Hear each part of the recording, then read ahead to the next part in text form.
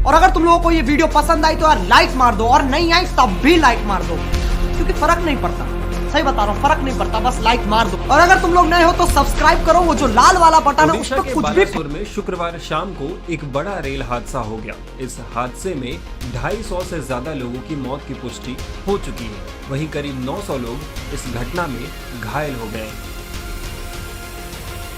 लेकिन 3 ट्रेनों के बीच ये दर्दनाक हादसा कैसे हुआ, इसे लेकर अब शुरुआती जांच रिपोर्ट सामने आ गई है। इसे रेलवे के वरिष्ठ अधिकारियों ने तैयार की है।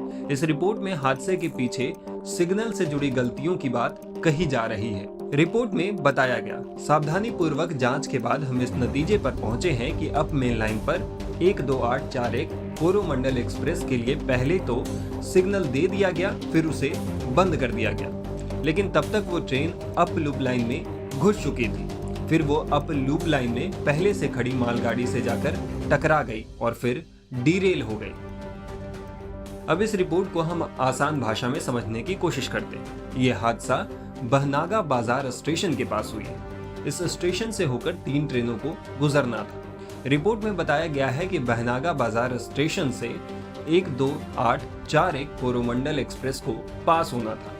जब ये ट्रेन बहनागा बाजार स्टेशन के पास पहुंची तो इस ट्रेन के ड्राइवर को थ्रू लाइन का ग्रीन सिग्नल मिल गया।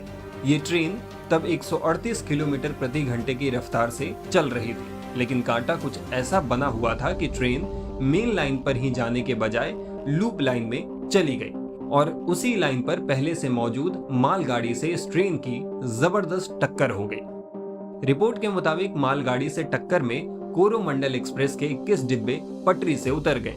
इनमें से कुछ डिब्बे तो पलट गए, कुछ डिब्बे अब मेन लाइन पर चले गए, कुछ डिब्बे मालगाड़ी पर चढ़ गए और कुछ डिब्बे डाउन मेन लाइन की तरफ भी चले गए। हादसे के बाद वहां अफरा तफरी मच गई। इतना ही नहीं, हादसे के तुरंत बाद वहां बहनागा बाजार स्टेशन से गुजर रही 12864 बेंगलुरु हावड़ा सुपरफास्ट एक्सप्रेस आ गई और वो डाउन मेन लाइन पर पलटी कोरोमंडल एक्सप्रेस के डिब्बों से टकरा गई। इसमें हावड़ा सुपरफास्ट के भी 2 डिब्बे बेपटरी हो गए, इसके डिब्बे भी पलट गए। रिपोर्ट में यह भी बताया गया है कि इस दुर्घटना से रेलवे को कितनी क्षति हुई, इसका भी अंदाजा नहीं लगाया गया है। इसका असेसमेंट बाद में किया जाएगा। फिलहाल रेलवे का ध्यान राहत और बचाव कार्यों पर है। हालांकि हादसे की वजह को लेकर केंद्रीय मंत्री धर्मेंद्र प्रधान का भी एक बयान सामने आया है।